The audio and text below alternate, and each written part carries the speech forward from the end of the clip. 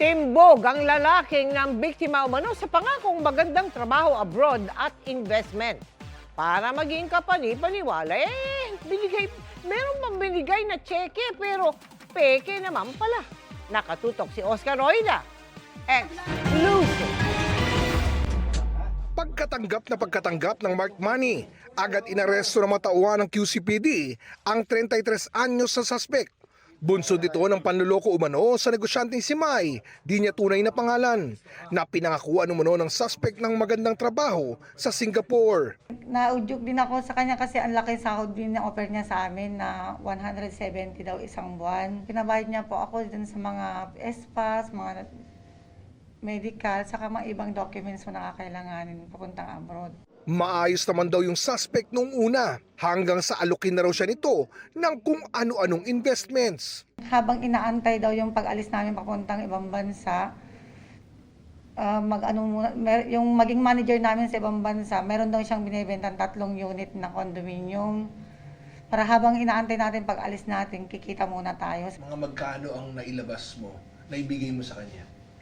Mga mahigit 1 million po. At parang mabilis nga raw nagbunga ang lahat nang makalipas lang ng ilang araw, nag-intrega na ito sa kanya ng mga checking nagkakahalaga ng 90 million pesos.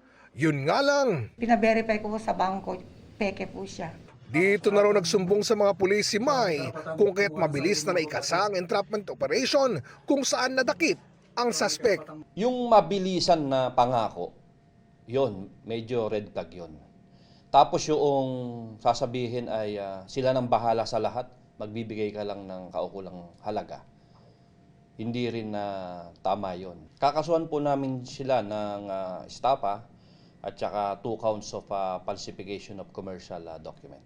Depensa ng suspect, maging siya daw ay naloko lang.